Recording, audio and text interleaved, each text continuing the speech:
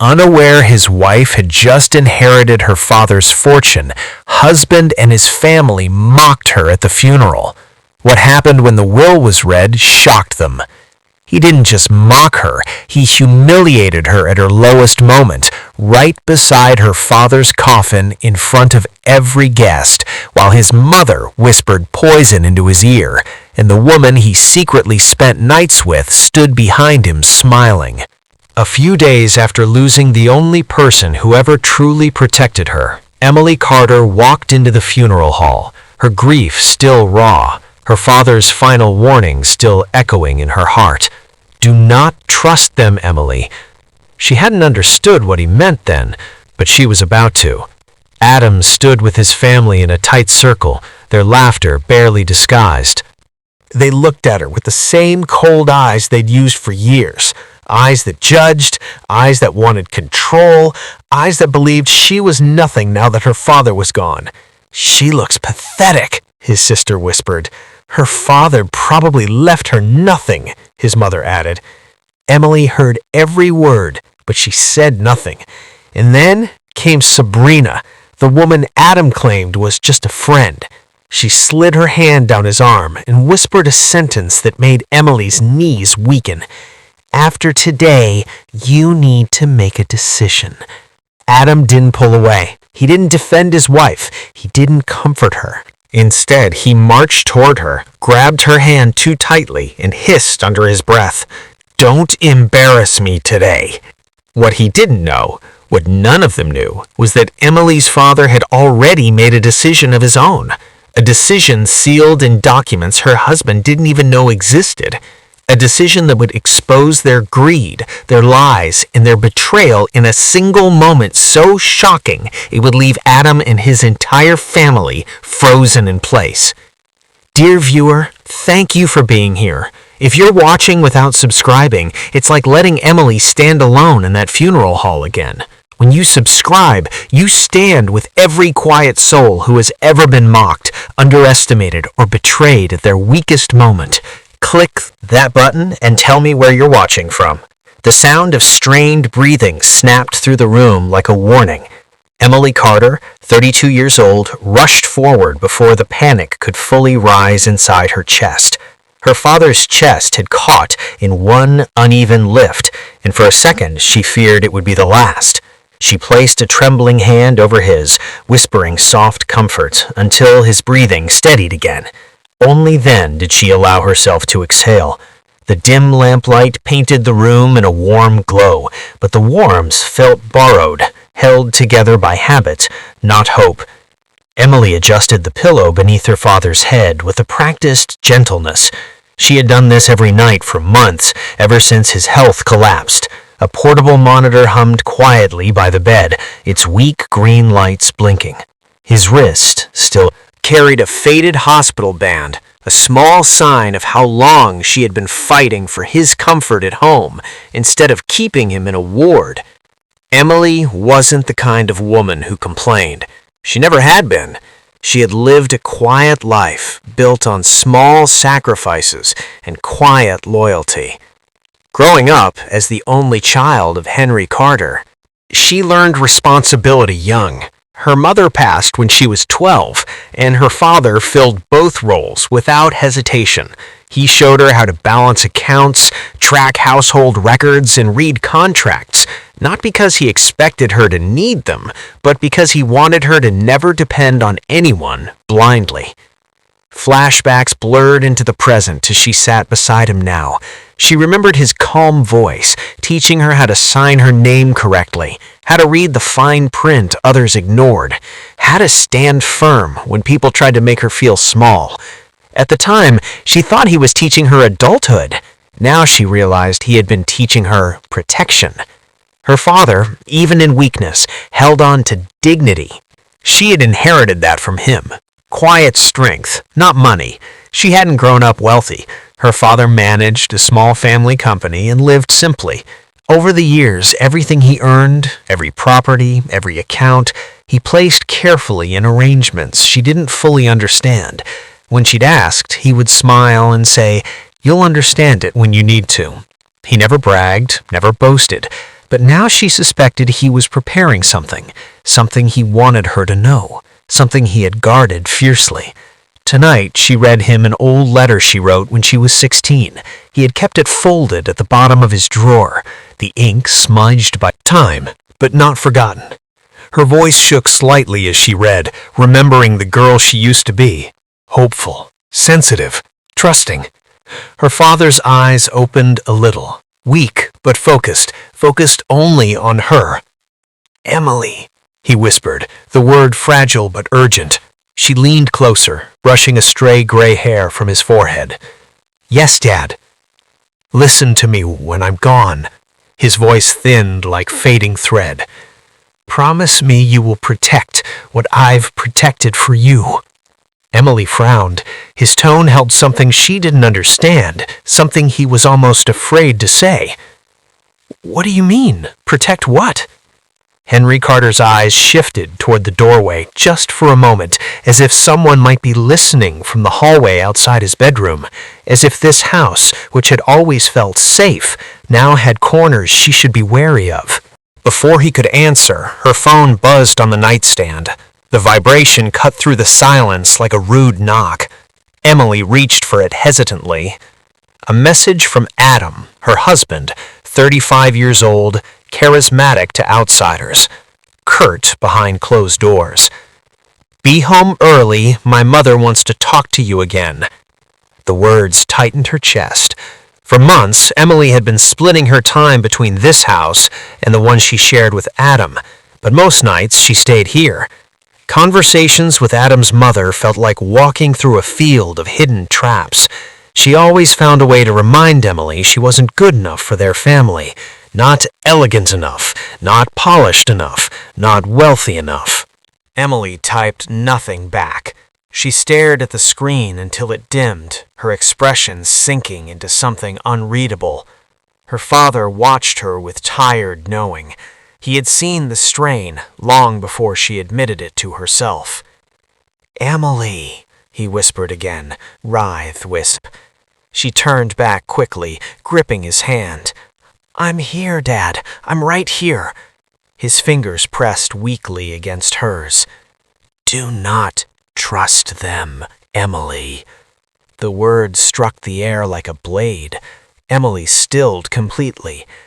"Dad," she breathed, unsure if he meant Adam, Adam's family, or someone else entirely.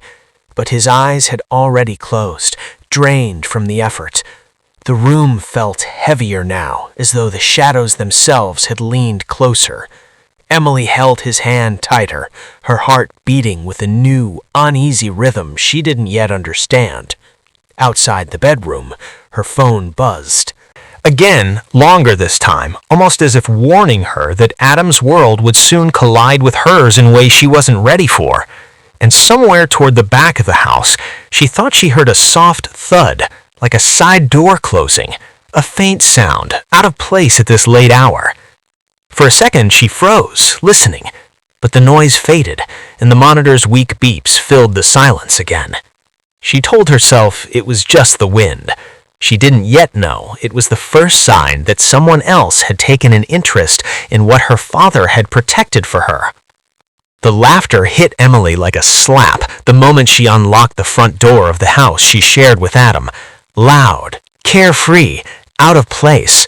She froze in the doorway, the sound dragging her out of the heavy thoughts she carried from her father's bedside. It was late, later than she'd promised Adam. She had stayed longer with her father after his breathing scare, making sure he was settled before she left. Her clothes still carried the faint scent of his room, and a septic and old aftershave. Adam was on the couch, leaning back as if his entire world had no weight. He was 35 years old, tall, neatly dressed, and always polished when other people watched.